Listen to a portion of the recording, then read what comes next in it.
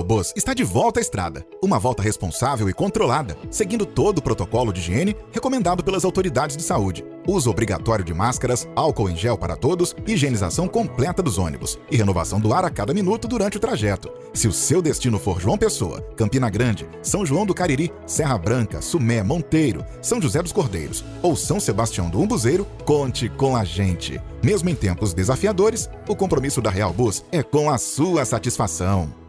Bom dia! Hoje, terça-feira, Dia do Trabalhador da Construção Civil. Parabenizamos a todos esses profissionais que estão construindo muitas moradias, edifícios, enfim.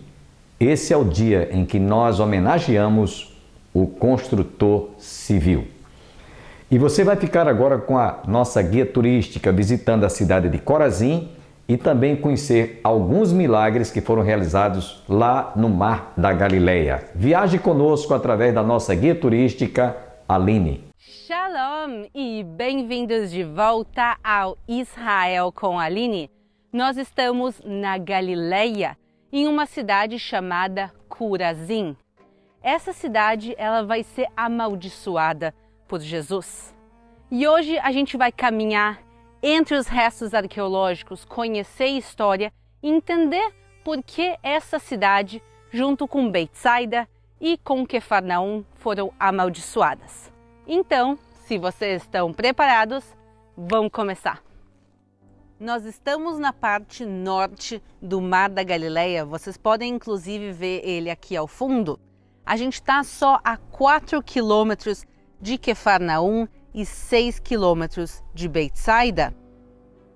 E aqui nessa região cresceram os apóstolos Pedro, André e Filipe. E a cidade de Corazim, ela é uma cidade rica e importante e ela produzia principalmente grãos e cereais. E eles eram tão bons que eles eram levados como oferta ao Templo de Jerusalém. Mas como uma cidade que era tão importante vai ser completamente destruída e virá simplesmente um parque arqueológico? O que será que aconteceu com Corazim para ela ficar assim em ruínas? Essas ruínas nos ajudam a entender e nos conectar com o passado da cidade. Sem dúvida nenhuma, o lugar mais impressionante de Corazim e que sobreviveu bem preservado é a sinagoga. Essa sinagoga que a gente vai ver foi construída no século III, quer dizer, depois do período de Jesus, por cima provavelmente dos restos de uma sinagoga mais antiga. Mas vocês não vão acreditar o que tem aqui dentro e a conexão também com as passagens do Novo Testamento. Venham comigo. A gente encontra aqui uma sinagoga enorme. Isso mostra a importância da cidade de Corazim e a riqueza também aqui da cidade. A gente consegue ver que eles cuidam da sinagoga até os últimos detalhes. A gente vê o tamanho dela, mas vejam o trabalho que ela tinha. A gente consegue ver aqui que a sinagoga tinha decorações talhadas na rocha. Pensem que alguém pensou aqui literalmente, tac, tac, tac, como antigamente tinha que se fazer e dava muito trabalho. A fachada da sinagoga, também boa parte da parte interna tinha essa decoração. Agora, até aqui tudo bem. As pessoas queriam que a sinagoga fosse um lugar bonito e a gente encontra sinagogas bonitas em toda Israel. Mas tem uma coisa aqui que se encontra que não se encontra em outras sinagogas e que também não deveria estar numa sinagoga. Venham comigo que eu vou mostrar para vocês.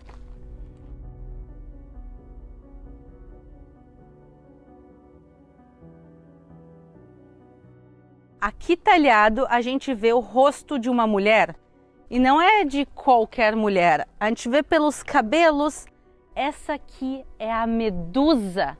Pessoal, a Medusa, que é parte da mitologia grega, que era um monstro com os cabelos de serpente, que quem olhasse direto nos olhos dela virava uma estátua de pedra. O que uma Medusa, que é parte da mitologia grega pagã, está fazendo dentro de uma sinagoga? E essa é a pergunta que não tem resposta até os dias de hoje a propósito. Mas a gente vê aqui representado imagens, já é estranho.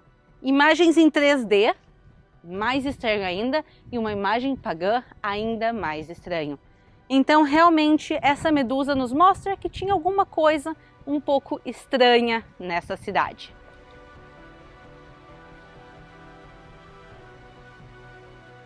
Aqui vocês conseguem ver a réplica da Catedra de Moshe. A réplica está aqui porque o original está guardado no Museu de Israel. De tão importante que é essa pedra, eles decidiram levar ela para preservar para as futuras gerações. A Catedra de Moshe é a cadeira de Moisés e a gente conhece ela pela passagem de Mateus 23, versículos 1 a 3. Então falou Jesus à multidão e aos seus discípulos, dizendo: Na cadeira de Moisés estão assentados os escribas e fariseus. Todas as coisas, pois, que vos disserem, que observeis, observai-as e fazei-as, mas não procedais em conformidade com suas obras, porque dizem e não fazem. Aqui na cadeira de Moisés, melhor dizendo, aqui sentava a pessoa que estava sendo honrada, que podia fazer as leituras bíblicas, que podia dar o sermão, mas como Mateus nos conta, às vezes o que saía da boca da pessoa podia ser muito bom, mas nem sempre correspondia com as ações. Isso é um bom lembrete que a ação e a fala têm que estar sempre conectadas.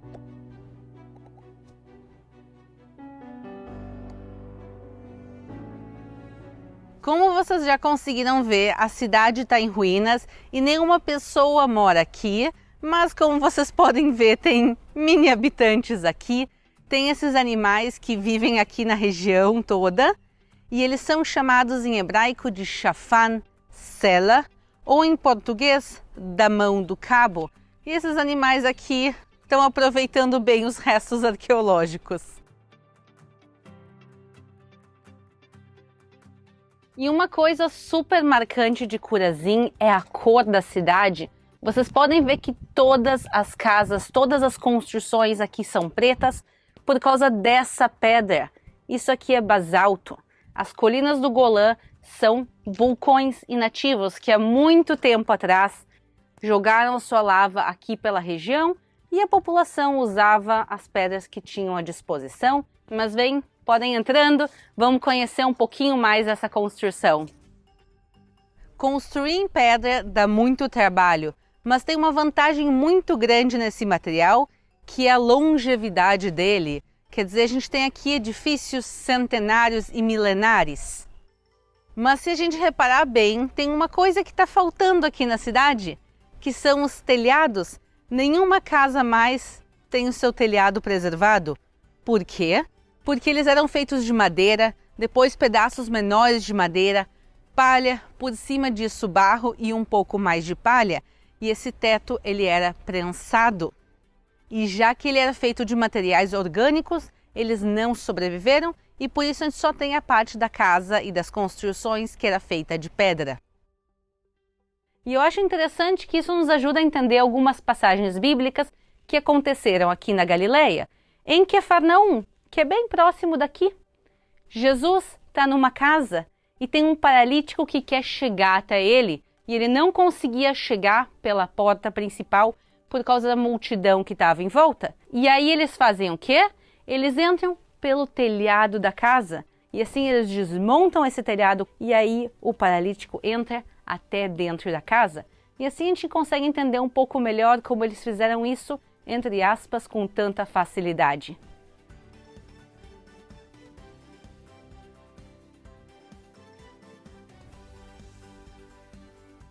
Mas no meio dessa arqueologia tão impressionante se esconde uma história de maldição. Jesus vai amaldiçoar 3 cidades aqui na Galileia: Chorazim, Betsaida e Quefarnaum, as 3 cidades bem próximas uma da outra. E está escrito o seguinte na Bíblia: Então começou ele a lançar em rosto as cidades onde se operou a maior parte dos seus prodígios, o não se haverem arrependido, dizendo: Ai de ti, Chorazim, ai de ti, Betsaida, porque se em Tiro e em Sidom fossem feitos os prodígios que em vós se fizeram, há muito teriam se arrependido, com saco e com cinza. Por isso eu vos digo que haverá menos rigor para Tiro e Sidom no dia do juízo do que para vós. E tu, Quefarnaum, que te ergues até os céus, serás abatida até o inferno, porque se em Sodoma tivessem sido feitos os prodígios que em ti se operaram, ela teria permanecido até hoje. Eu vos digo, porém, que haverá menos rigor para os de Sodoma no dia do juízo do que para ti. Essa passagem nos conta que Jesus ele vem a essas cidades e ele faz milagres aqui. E ainda assim as pessoas seguem no seu caminho, um caminho nem sempre correto, como a gente viu a cadeira de Moisés, que a pessoa estava ali falando coisas muito bonitas, mas as ações nem sempre eram compatíveis. Mesmo depois que Jesus esteve aqui, quando eles constroem essa sinagoga, eles vão colocar imagens pagãs dentro da sinagoga. E só Deus sabe o que mais acontecia aqui na cidade também. E por isso, essas 3 cidades vão ser amaldiçoadas. E essas 3 cidades vão ser, alguns séculos depois, destruídas. Como outras cidades da Galileia também foram, mas tem uma diferença nessas 3 cidades para as outras, que essas 3 cidades não vão ser reconstruídas. E por isso, quando a gente chega aqui para lembrar da história de Chorazim, o que a gente encontra são pedras sobre pedras, ruínas e arqueologia, que nos ajuda a nos conectar na história, mas que nunca foi reconstruída. Nem Chorazim, nem Betsaida, nem Quefarnaum. E os 3 hoje em dia são parques arqueológicos.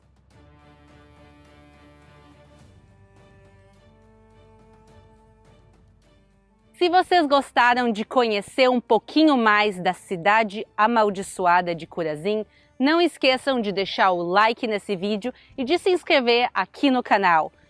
Um grande beijo e até a próxima!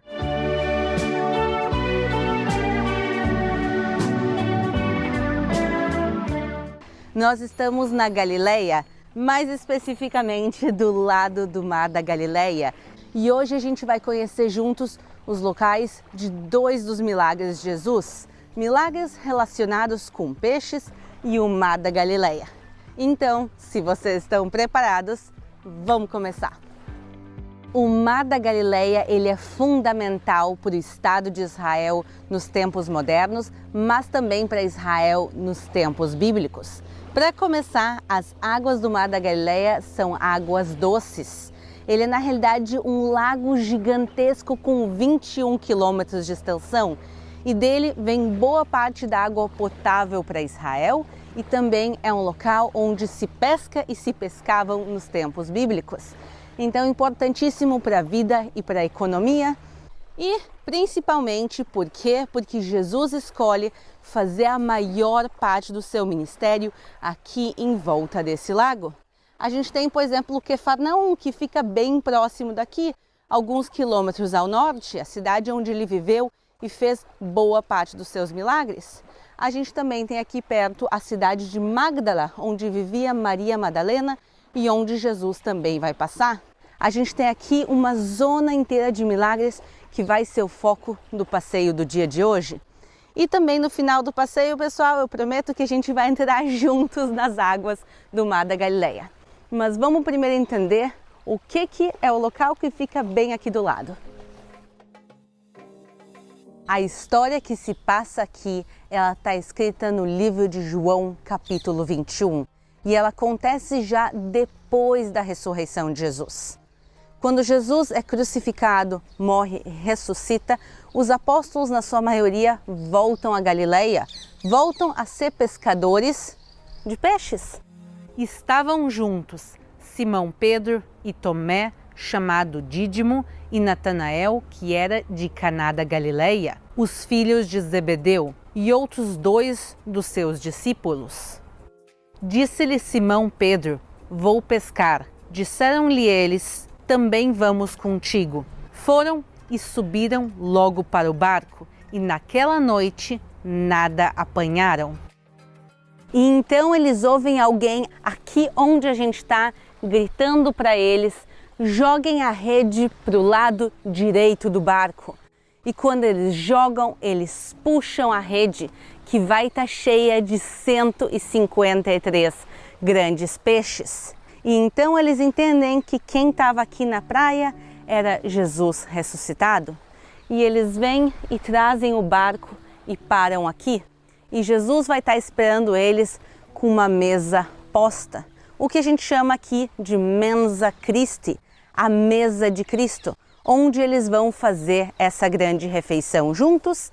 É onde se constrói mais tarde essa igreja.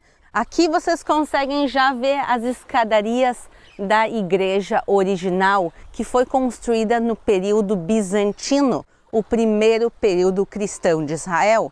E graças também a esses achados arqueológicos, a gente sabe que esse é o local da pesca milagrosa e do encontro de Pedro e dos outros apóstolos com Jesus. Como vocês conseguem ver, essa igreja ela vai ser destruída e reconstruída algumas vezes. A gente consegue ver a igreja que foi construída em 1933, menos de 100 anos. Para as datações de Israel, isso é super moderno. Mas por que eu estou falando desse local específico? Porque tão importante, ou talvez mais importante que a pesca em si, vai ser a conversa entre Pedro e Jesus nesse lugar. E depois de terem jantado, disse Jesus a Simão Pedro: Simão, filho de Jonas, amas-me mais do que estes? E ele respondeu: Sim, Senhor, tu sabes que te amo. Disse-lhe: apacenta os meus cordeiros. Tornou a dizer-lhe segunda vez: Simão, filho de Jonas, amas-me? Disse-lhe: Sim, Senhor, tu sabes que eu te amo. Disse-lhe: apacenta as minhas ovelhas. Disse-lhe terceira vez: Simão, filho de Jonas, amas-me? Simão entristeceu-se por lhe ter dito terceira vez: amas-me? E disse-lhe: Senhor, tu sabes tudo, tu sabes que te amo. Jesus disse-lhe: apacenta as minhas ovelhas.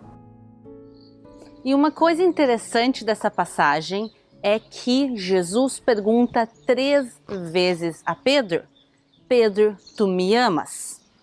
Por que 3 vezes? Uma vez não bastaria? A gente tem que lembrar que a gente está falando do capítulo 21, a gente está falando depois da ressurreição. Isso quer dizer que alguns dias antes, quando Jesus estava preso dentro da casa de Caifás, Pedro vai negar Jesus 3 vezes. Então o que ele está fazendo na realidade é dando uma segunda chance. Se Pedro negou 3 vezes, agora Jesus está dando a chance dele afirmar o seu amor 3 vezes. Para o último diálogo entre os dois ser de amor e não de negação.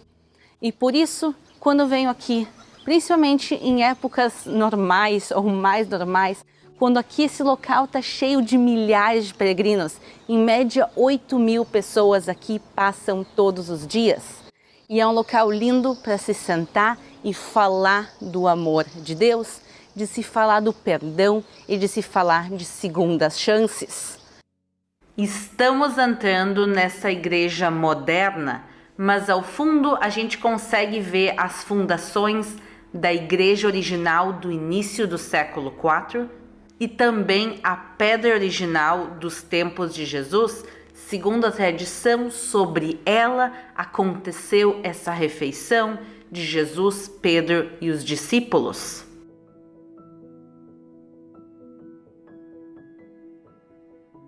E parte do que a gente sabe sobre essa igreja original que ficava aqui é graças a Igéria e o livro que ela escreveu. Ela foi uma peregrina cristã que passou por aqui no ano de 380 e nos conta detalhes do lugar.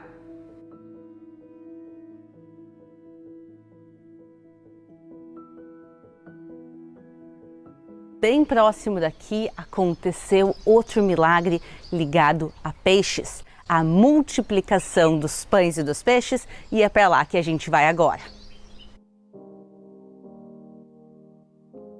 O próximo lugar que a gente vai é bem próximo, então a gente vai literalmente caminhando e essa zona toda se chama Tabra ou Heptapegon, que significa as 7 fontes, porque aqui, como o próprio nome indica, tem 7 nascentes de água que correm para o Mar da Galileia.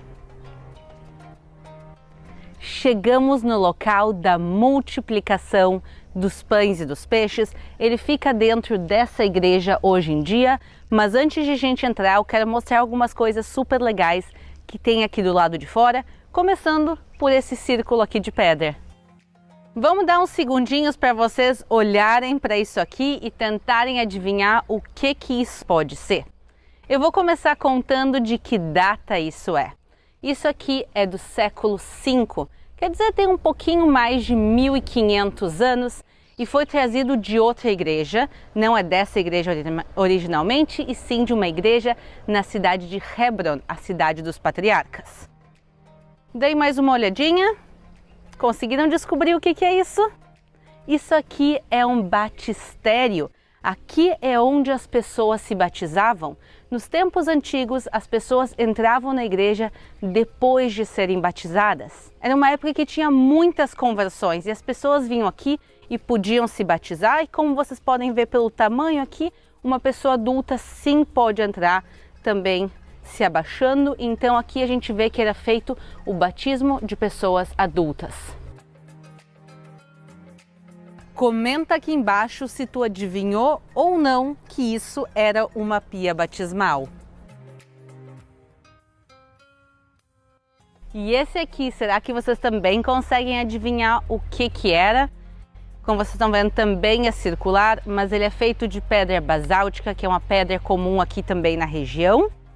E a dica do que é isso está na realidade atrás de mim. Vocês podem ver que tem árvores de oliveira. Já descobriram? Isso aqui é uma prensa de azeitonas. Aqui a região tem 7 frutos. Tem os 7 frutos da terra de Israel, um deles é a azeitona, de onde se extrai o azeite de oliva. Então as azeitonas eram colocadas aqui dentro, essa pedra que era colocada de pé, ela rolava por cima e aqui se extraía uma pasta que depois ia ser filtrada e dela saía o azeite de oliva, que era usado desde a unção até para o dia a dia das pessoas aqui da região.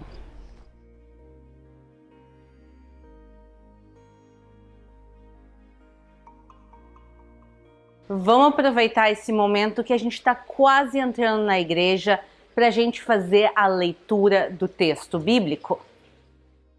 E Jesus, ouvindo isto, retirou-se dali num barco para um lugar deserto, apartado.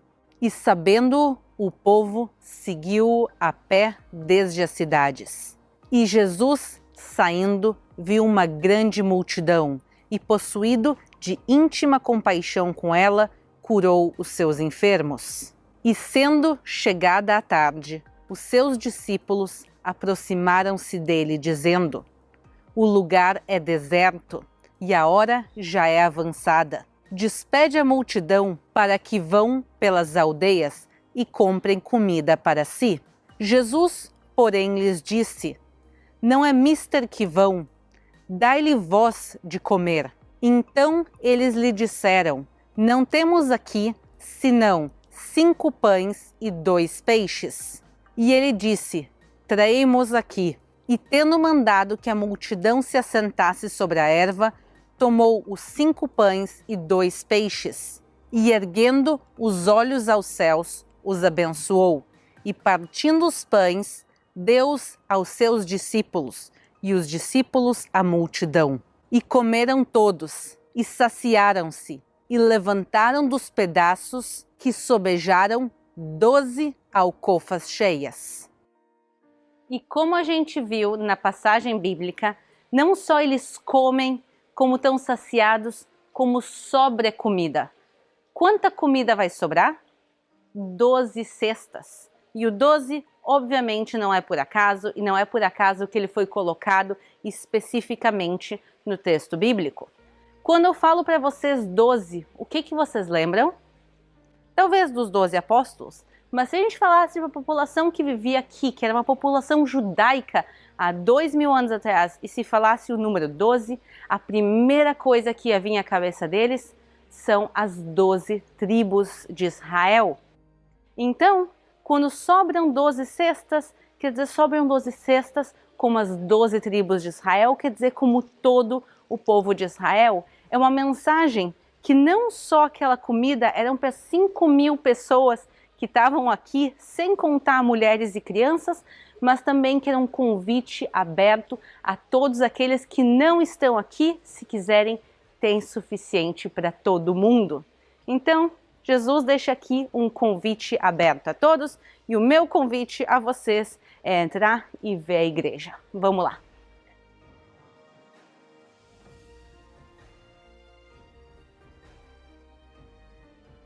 A igreja que a gente está entrando é moderna.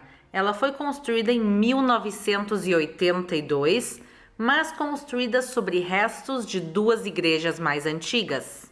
A primeira delas é do ano de 350 e a segunda do ano de 480, mas essa igreja vai ser completamente destruída pelos persas no ano de 614 e vai ser esquecida.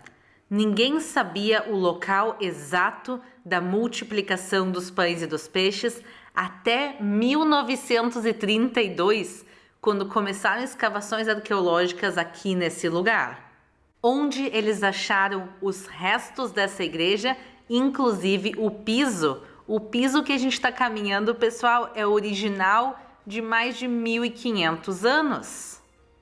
E também se sabe que foi aqui o milagre, graças a Egéria, que conta sobre a igreja, que foi encontrada agora, séculos depois.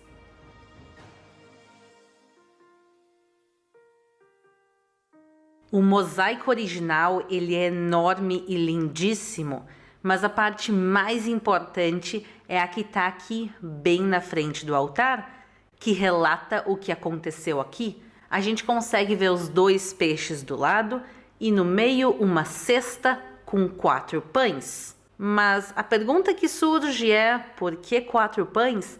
Se a gente sabe claramente pelo texto bíblico que o milagre eram 2 peixes e 5 pães. Os primeiros cristãos da Terra Santa, que foram os que construíram essa igreja, eles conheciam o texto bíblico, mas eles estão aqui nos passando uma mensagem. Não é que tem só 4 pães na igreja. O 5º pão, ele está presente na forma de Jesus, que é o pão da vida. Então, a gente vê que esses 4 pães estão justamente na frente do altar, onde o 5º pão é colocado. E agora que saímos da igreja, a gente voltou para a beira do mar da Galileia. E agora chegou o momento tão esperado. Vamos entrar juntos nas águas cristalinas do Mar da Galileia. Então, sem sapato, pessoal, vou me preparar. Daqui um segundinho a gente já vai entrar juntos. O Mar da Galileia, como a gente falou, é na realidade um grande lago de água doce. E ele é conhecido por vários nomes, como Mar da Galileia, Mar de Genezaré, Mar de Tiberíades ou em hebraico Kinneret. Ele está 200 metros abaixo do nível do mar e o ponto mais profundo dele tem 43 metros. A Galileia é a zona mais fértil e mais verde de toda Israel e dentro das águas também tem muita vida. A gente tem aqui uma série de animais que vivem na região e dentro das águas tem 27 diferentes espécies de peixes. A mais famosa delas é o peixe de Pedro, que segundo a tradição local é a espécie de peixes de onde Pedro tira a moeda da boca do peixe. E ela é muito popular aqui em Israel e a maior parte das pessoas que vêm à Galileia também param um dia para almoçar o peixe de Pedro.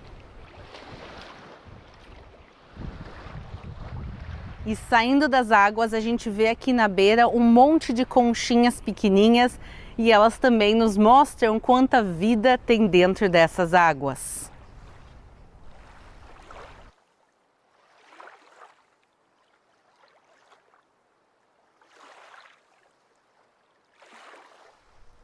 Espero que tenham gostado de conhecer o local da pesca milagrosa e da multiplicação dos pães e dos peixes aqui na Galileia. Não esqueçam de se inscrever no canal para mais vídeos direto de Israel. Um grande beijo e até a próxima! Não perca amanhã outra vez a opção para a vida. Tenham todos um bom dia e até amanhã.